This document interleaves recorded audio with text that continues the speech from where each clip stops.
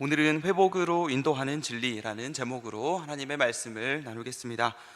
교회의 개혁이 일어나고 또 교회에 참된 부흥이 일어날 때마다 무엇이 가장 새로워졌냐면 바로 하나님의 말씀에 대한 관심이었습니다. 이 강대가 새롭게 돼서 진리를 진리답게 전하고 또 청중들은 그 말씀을 통해 하나님께서 교회에 필요한 영적인 진리를 바로 이 시간에 우리 가운데 하나님께서 우리에게 필요한 말씀을 허락하시리라는 기대가 있었던 것이죠. 그러한 기대를 가지고 나아오는 자들마다 은혜를 받았고 또 그 교회가 참된 부흥을 경험했다라는 것입니다. 이러한 일들이 우리 가운데도 일어나기를 소원합니다. 오늘 느헤미야 말씀은 포로 귀환 시기를 배경으로 합니다. 느헤미야서는 1차, 2차, 3차 중에 마지막 그 3차 귀환을 배경으로 하고 있는데요. 예루살렘에 귀환한 자들은 이 느헤미야의 지도에 따라서 예루살렘 성벽을 재건했었습니다. 그게 이제 1장부터 7장까지 쭉 나오는 이야기였죠. 예루살렘 성벽 건축 이야기입니다. 재건 이야기죠. 그리고 8장 말씀에 들어오면 이것을 다 짓고 나서 각자 집으로 돌아갔던 백성들이 다시 모입니다. 에스라라는 사람이 모인 백성들에게 하나님의 말씀을 선포하고 그 백성들은 하나님의 말씀 앞에 눈물로 또 기쁨으로 반응하는 장면을 볼 수 있습니다. 하나님은 단지 그 나라의 성벽이 세워지는 것보다 그 나라 백성들의 영혼이 세워지는 것에 더 관심이 있으셨습니다. 그리고 그 영적인 회복은 곧 하나님의 진리의 말씀을 통해서 일어난다는 사실을 오늘 말씀이 우리에게 분명히 보여주고 있죠. 그래서 먼저 기억할 것은 회복의 도구로서 하나님께서 말씀을 사용하신다는 사실입니다. 그 말씀이 어떤 과정을 통해서 백성들에게 전달되는지 좀 1절부터 살펴보면서 주의 깊게 볼 필요가 있는데요. 우선에 우리가 추측해 볼 수 있는 것은 말씀을 선포하는 사람들이 잘 준비되었을 거라는 점입니다. 1절에서 백성들이 말씀을 들려달라고 요구를 하는 장면을 볼 수 있는데 백성들이 그렇게 말씀을 주십시오라고 요구한 달도 7월이고요 2절에서 그 요구를 듣고 에스라가 율법책을 가지고 백성들 앞에 선 것이 7월 1일입니다 그러니까 우리는 이렇게 생각해야 되는 것이죠. 백성들이 모여서 갑작스럽게 하나님의 말씀을 들려달라고 요청해서 에스라가 부랴부랴 허겁지겁 그렇게 준비한 것이 아니라 이미 그날 7월 1일이 성일이고 거룩한 날이라는 것을 이미 알고 있었어요. 이 날에 맞춰서 그곳에 모인 백성들에게 말씀을 선포하겠다는 생각을 가지고 있지 않은 게 아니었습니다. 가지고 있었습니다. 아닌데 갑자기 말씀을 선포해달라니까 선포하고 이런 게 아니었어요. 준비를 하고 있었다는 것이죠. 특히 4절 말씀을 보면 에스라가 특별히 나무로 만든 단상 위에 올라가서 말씀을 선포하는데 이 에스라 한 사람이 아니라 다른 13명의 사람이 함께 그 단상 위에 섰다는 것을 알 수 있습니다. 그러니까 이거는 갑작스럽게 준비한다고 되는 게 아니라 적어도 이틀, 3일 이상은 준비를 해야 되는 것이죠. 이렇게 우리가 말씀을 대대적으로 14명의 사람들이 앞에 서서 선포할 거라는 생각을 해야, 계획을 해야 이렇게 준비하지 않겠습니까? 그 단상을 말이죠. 그렇죠? 게다가 7절 말씀을 보면은 에스라가 선포한 말씀을 해석해 주는 사람들이 나옵니다. 레위 사람들이 주로 그 역할을 했던 거죠. 아마 그날에 모인 백성의 숫자가 100단위 정도는 아니고요 못해도 수천 단위였을 것 같은데 에스라가 단상 위에서 외쳤지만 잘 안 들릴 수도 있고 혹은 듣더라도 그 중에는 그 말씀의 의미가 무엇인지 잘 모르는 사람도 있을 수 있었습니다. 그렇기 때문에 말씀을 풀어서 해석해주는 사람들이 곳곳에 배치됐고 그 일이 필요했는데요. 생각해보세요. 이 레위인들이 백성들 사이사이를 돌아다니면서 이제 이 에스라가 선포하고 있는 말씀을 해석해주는데 해석해주는 레위인들마다 딴소리예요. 그럼 되겠습니까? 안 되겠습니까? 안 되겠죠. 그러니까 그렇게 안 했던 겁니다. 모두가 이 에스라가 선포하는 이 동일한 율법의 선포를 듣는데 해석이 달라져 버리면 안 되는 거죠. 그러니까 그 말씀을 동일하게 이 백성들이 이해하고 동일하게 울고 함께 기뻐했다는 것은 그 말씀에 대한 동일한 해석을 받고 동일하게 주님 그 말씀에 반응했다는 이야기를 해주는 것이죠. 그 많은 해석자들이 동일한 해석으로 이 백성들을 깨닫게 만들었다는 것은 사전 준비가 없으면 불가능했다는 이야기입니다. 그래서 이 모든 정황을 미뤄볼 때 이 거룩한 날 성일은 정해져 있어요. 7월 1일. 그리고 그것이 다가오고 있다. 그 날이 다가오고 있다는 것을 알고 있었습니다. 그래서 하나님의 말씀을 전할 계획이 있었던 것이고 그 계획을 가지고 철저하게 준비를 했을 것이다 라는 것을 우리는 어렵지 않게 추측할 수 있는 것이죠. 특히 이제 성벽 재건 공사가 얼마나 어려웠습니까? 하고 나면 좀 지도부에서도 쉬고 싶었을 텐데 그렇지 않았어요. 하나님이 법으로 정하신 그 성의를 반드시 지켜야 되고, 그 성의를 지키기 위해서 무엇보다 하나님의 말씀을 선포하는 일이 중요하니 그 일을 철저하게 준비했다는 것을 볼 수 있는 것이죠. 그리고 그렇게 잘 준비한 말씀을 바르게 전했습니다. 우선 느헤미야를 좀 생각을 해봅시다. 이 과정에서 이 느헤미야라는 지도자는 월권 행위를 하지 않습니다. 느헤미야가 총독이니까 내가 이제 너희들을 다 이끌고 성벽 재건도 했지, 내 말 들어, 이렇게 하지 않았다는 거예요. 자기가 하고 싶은 말 앞에 나와서 하고, 심지어 하나님의 말씀도 에스라 저리 가고 내가 하겠다, 이렇게 하지 않았단 말입니다. 이런 식으로 총독이라면서 자기가 모든 걸 쥐어 흔들려고 하지 않았어요. 말씀 선포는 말씀을 맡은 자들이 하도록 했죠. 자기는 뒤로 물러나 있습니다. 나서지 않습니다.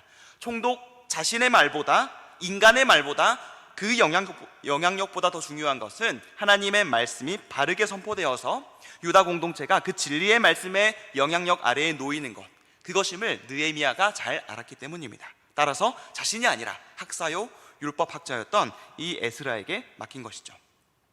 이렇게 총독 느헤미야가 자기 본분이 무엇인지를 알고 행하자 말씀을 바르게 선포해야 할 에스라도 자기 본분을 충실히 수행합니다.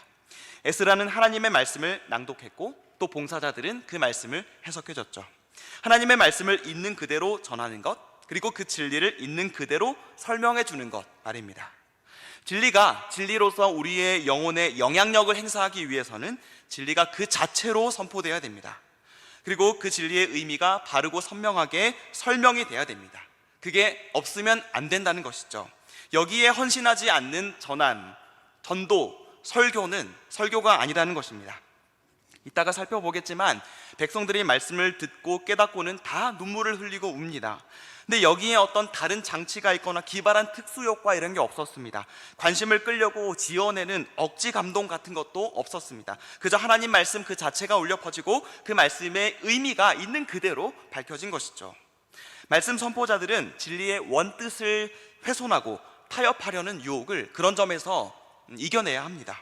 설교자로 부름받았다면 그 진리를 있는 그대로 선포하는 자로 살도록 부름받았기 때문에 그 일을 할 수 없다면 살아갈 가치를 느끼지 않아야 하는 것이죠. 차라리 나에게 죽음을 달라, 그렇지 않으면 난 진리를 선포하겠다, 그 자세로 설교하는 것이 맞습니다. 옳습니다. 순수한 진리를 왜곡시키며 사느니 차라리 자기 목숨을 잃는 것이 하나님 나라의 손해가 덜 간다고 생각하고, 그러한 마음가짐으로 말씀을 선포해야 하게 돼요. 좀 과한 표현이지만 이런 태도를 가져야 한다는 것입니다. 먼저 말씀 선포자들이 진리를 소중히 여겨야 되고, 이 진리만이 영혼을 변화시키는 능력이 있음을 먼저 말씀 선포자들부터 믿고 전해야 하는 것이죠. 내가 다른 억지 감동을 짜내어서 어떻게 해보겠다, 그게 아니고요. 그건 사람이 하는 거잖아요. 그게 아니라 하나님 말씀에 권위가 있고 힘이 있으면 이 말씀에 충실해야 한다는 말씀입니다.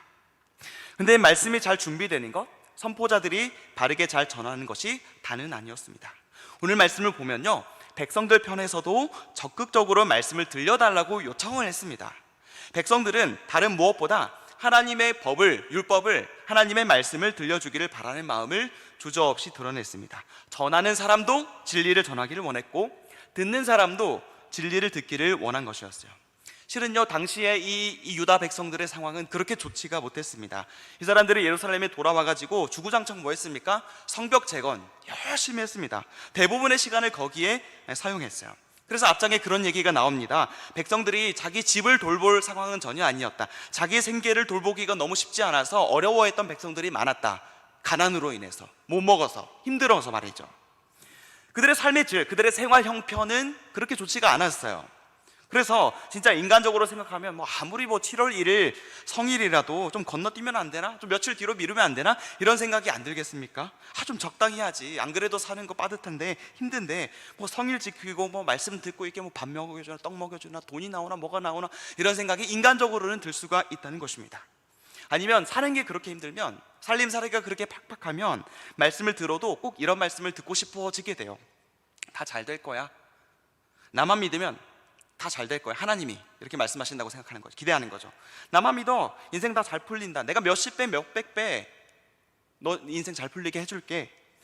성경은 명분으로만 내세워도 되고, 결국 내 인생 잘 되기를 바라는 내 마음 격려해주는 그런 말씀을 듣고 싶어 하는 것이 우리 인간의 마음이다라는 것이죠. 근데 이 유다 백성들은 그렇게 하지 않았다는 것입니다. 하나님의 율법의 말씀만 듣고 싶어요. 그 말씀을 우리에게 선포해 주십시오. 이렇게만 얘기했어요. 그게 그들의 소원이었습니다. 그들은 율법의 말씀을 가져오라고, 그걸 들려달라고 했습니다. 어쭙지 않게 공허한 위로나 그런 공허한 평안을 약속하고 그런 것을 일삼는 그런 것이 아니라 진실을 있는 그대로 말해주는 그 진리의 말씀을 원했습니다. 하나님의 말씀에만 목말라 있습니다. 기록된 말씀을 그대로 전해 듣기를 원했습니다. 그냥 성일이니까 예배 시간 만들어 놓고 성경은 예의상 읽어주고 설교는 재미난 딴소리 하는 것, 그런 것 원하지 않았습니다. 우리도 무엇을 기대합니까?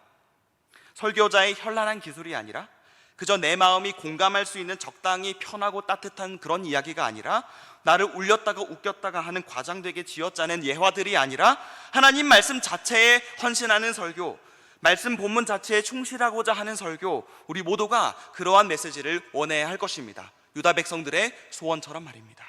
그리고 그 일에 하나가 되어야 합니다. 1절에 보면요, 유다 백성들이 일제히 수문 광장 앞에 나와서 기록된 율법책을 가져오십시오, 그리고 우리에게 들려주십시오 요구하죠. 모든 백성이 여기서 일제히 모였다는 말은요, 원어적으로 볼 때, 히브리어로 볼 때 그들이 한 사람인 것처럼 모였다, 한 사람으로서 모였다, 이렇게 얘기합니다. 그러니까 수천 명이 있는데 그 수천 명이 마치 한 사람인 것처럼 그들의 마음이, 그들의 소원이 모아져서 하나님의 말씀만을 듣고 싶어 했던 것을 볼 수 있는 것이죠. 말씀을 듣는 모든 백성들 사이에 이러한 동질감이 있었으니 바로 우리 모두는 오직 진리만을 원한다, 다른 건 말하지 마십시오 라는 것이었습니다. 이러한 동질감이었습니다. 진리만 요구하는 마음으로 똘똘 뭉쳐 있었던 것입니다. 진리를 듣는 데 모든 초점을 맞추고 있었고 그 목적이 분산되지 않았습니다. 이게 얼마나 아름다운 만남입니까? 매주일, 그리고 오늘 금요일 저녁에도 이런 아름다운 만남이 있었으면 좋겠습니다. 오직 진리를 가르치고자 하고 선포하기를 원하는 사람들과 오직 진리만을 듣고 배우기를 원하는 사람들의 만남 말이죠. 이보다 더 행복한 만남, 행복한 연합은 없습니다. 진리를 간절히 열망하는 이 만남 속에서 진리의 씨앗이 실제로 각 사람의 영혼에 떨어지게 될 때 푸르고 무성한 잎을 내고 탐스러운 성령의 열매를 맺기 때문입니다. 개인적으로나 공동체적으로나 우리가 영적인 회복을 갈망한다면 먼저 그 회복의 열쇠가 오직 진리의 말씀에만 있다는 것을 여실히 깨닫고 우리 모두의 마음이 그 말씀에 일치되게 반응해야 한다는 사실을 기억하시기 바랍니다. 그렇다면 그 진리라는 것이 도대체 무엇이고 그것을 믿음으로 받을 때 우리 영혼 가운데 어떤 반응이 일어나는가, 이미 우리는 잘 알고 있습니다. 여기서 말하는 이 율법의 말씀이 무엇인지 좀 생각을 해봐야 되는데요. 사실 이 여기에 나오는 율법책이 도대체 뭘까? 우리는 이제 사실은 정확하지는 않습니다. 제 개인적으로는 신명기에 담긴 율법이라고 생각을 하는데요. 나름 이유가 있지만 이게 시간상 설명을 다 드리기가 어렵습니다. 근데 물론 이제 이게 정말 신명기인가, 아니 출애굽기부터 신명기까지 전체 모세 율법을 얘기하는 것인가? 이런 뭐 논란의 여지가 있지만 확정적으로 말하기는 어렵습니다. 어쨌든 뭐 논외로 하고요. 이 율법이 뭐 출애굽기든 뭐 신명기든 간에 둘 다 공통된 특징이 있어요.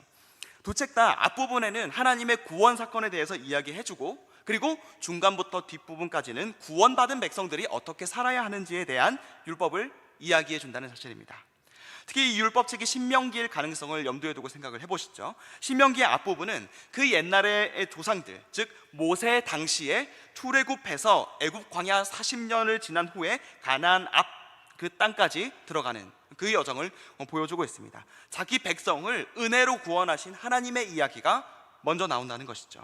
근데요, 이 출애굽 구원 이야기부터가 이미 1000년 이후의 후손들인 이 느헤미야서의 배경이 되는 이 유다 백성들, 이 백성들에게 가볍게 들리지가 않는 겁니다. 왜냐하면 그 조상들이 애굽에서 400년 동안 포로와 같이 살았듯이 그들 자신도 140년 동안 페르시아라는 이국 땅에 포로로 끌려간 서름이 있었기 때문입니다. 또한 하나님이 1000년 전의 조상들을 애굽에서 건져내시고 40년 광야길을 인도하셔서 약속의 땅 가나안 땅으로 인도해 주신 것과 같이 자신들도 포로된 땅에서 광야길을 거쳐서 다시금 가나안 땅 예루살렘으로 인도해 주신 것, 뭐 너무나도 닮아 있는 것이죠. 그러니까 1000년 전의 조상들의 이야기, 신명기에 나타나든 뭐 출애굽기에 나타나든 상관없습니다. 그 출애굽 이야기, 바로 그 구원 사건을 자신들에게 투영하면서 하나님이 우리에게 은혜로 베풀어 주신 구원이, 회복이 얼마나 감사하고 감격적인 일인지 바로 그 구원의 복음을 통해서 먼저 되새겨보게 되는 것이죠. 그리고 신명기는 그 다음에 율법, 곧 계명의 말씀들이 기록되어 있습니다. 구원을 얻은 백성들에게 하나님이 요구하시는 명령이 무엇인지, 거룩하게 살기 위해서 어떤 말씀에 어떻게 순종해야 하는지 자세하게 말씀되어 있죠. 에스라가 선포한 말씀에는 이 복음과 율법이 이렇게 함께 들어있었던 것입니다. 사실 이미 하나님은 포로에서 그들을 돌아오게 하시고 다시 성벽도 짓게 해주셨습니다. 이미 뭐가 시작된 거죠? 회복이라는 것이 이미 시작된 것입니다. 그들이 율법을 새로 듣고 새로 지키고 순종해야 그런 회복이 주어지는 것이 아니라 순종하기도 전에 이미 회복이 시작된 것입니다. 그리고 이 회복의 절정의 시점에서 율법도 함께 제시되죠. 은혜로 조건 없이 회복시켜 주시고 그 새로움에 걸맞은 새로운 삶을 살도록 율법을 허락하신 것입니다. 이렇게 진리가 선포된다는 것은 이 율법과 복음이 골고루 선포되는 것입니다. 복음이 먼저 오고 그 다음에 율법이 오는, 은혜의 구원이 먼저 오고 그 다음 순종의 열매가 그 열매로서 따라오는, 바로 그 원리에 따라서 말씀이 선포되는 것이죠. 이때 이 진리를 믿음으로 받아들인 유다 백성들이 어떤 반응을 보입니까? 울었습니다. 단순히 운 게 아닙니다. 어떤 영적인 일이 그 영혼들 가운데 일어났다는 것이죠. 그들의 양심이 하나님의 말씀 앞에 반응한 것입니다. 고든 진리의 말씀이 구부러져 있는 그들의 마음을 곧게 편 것이죠. 그러한 역사, 그러한 그들의 양심을 뒤흔들어 놓았던 것입니다. 그러자 느헤미야를 비롯한 이 지도부에서 성일에 울지 말고 서로 살찐 것과 단 음식을 나눠 먹으며 기뻐하라, 이렇게 했습니다. 그러자 백성들이 모여서 그렇게 먹고 마시며 즐거워하게 되죠. 울다가 갑자기 기뻐하게 됩니다. 근데 이게 기계적인 것은 분명히 아니었어요. 울고 있는데 느헤미야가 야 울지마 하니까 갑자기 뚝 그치고 기계적으로 그치 우리 한번 웃어볼까? 이렇게 한 것은 아니었다는 것입니다.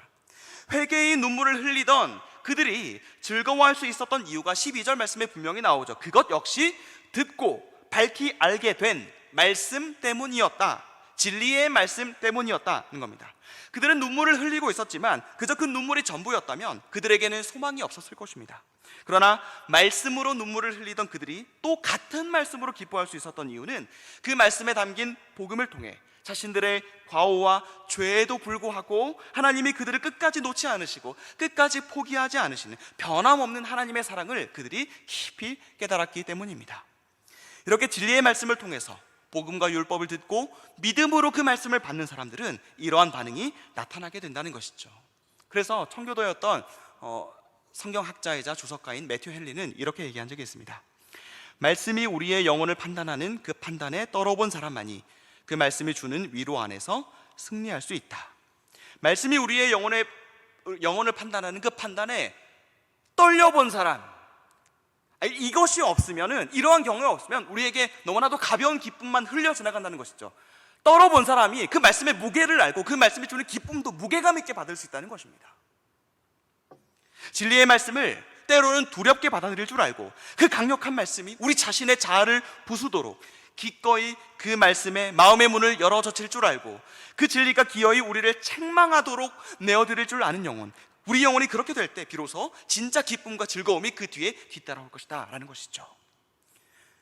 앞서 회개의 눈물이 흐르던 그때 우리 안에 있던 그런 가짜 기쁨, 우상과 같은 그 가짜 즐거움, 그런 것들이 먼저 진리의 말씀이 들어서 박살을 내요. 그 박살이 나면 아프죠. 회개하게 돼요. 눈물을 흘리게 됩니다. 그 과정이 있어야 진짜 기쁨이 자리 잡을 수 있게 된다는 것이죠. 그 사람에게 남는 것은 참된 기쁨밖에 없으니까. 그러니 슬픔에 잠겼던 그 영혼이야말로 오히려 온전히 기뻐할 수 있음을 이 말씀이 우리에게 교훈하고 있는 것입니다. 오늘날 교회에 변화가 없고 또 우리의 심령에도 변화가 없는 이유가 무엇입니까? 많은 사람들이 은혜는 원하는데 다 자기 방식으로 은혜 받고 싶기 때문입니다. 그래서 자기 생각에 은혜 받았다 싶으면 그걸로 만족하고 실제적인 변화에는 관심이 없는 것이죠. 성경이 뭐라고 하는지에도 그렇게 크게는 관심을 두지 않는 것입니다. 많은 사람들은 나의 죄를 인정하지 않은 채 하나님의 은혜는 말하고 싶어 합니다. 회개로 들어가지 않은 채 하나님과의 평화는 속삭이고 싶어 합니다. 그러나 나 자신이야말로 예수님의 복음과 하나님의 값없는 용서가 절대적으로 필요할 정도로 크나큰 죄인이라는, 비참하고 가련한 존재라는 것을 인정하지 않는 한 주님의 은혜를 물론 입으로는 말할 수 있겠지만 그 은혜로 인해서 이렇게 즐거워할 수는 없고, 주님의 용서를 온갖 말로 늘어놓을 수는 있어도 그 용서로 인해서 진정한 기쁨 가운데 들어갈 수는 없다는 것입니다. 바로 이 참된 회개와 이 참된 기쁨은 맹목적인 종교에서는 경험될 수 없는 일들입니다. 하나님의 이 계시의 말씀을 믿는 것, 진리의 말씀을 신앙하는 것만이 회개와 기쁨이라는 회복의 자산을 우리에게 허락한다는 것을 믿고 이 말씀으로 들어가는 우리가 되었으면 좋겠습니다.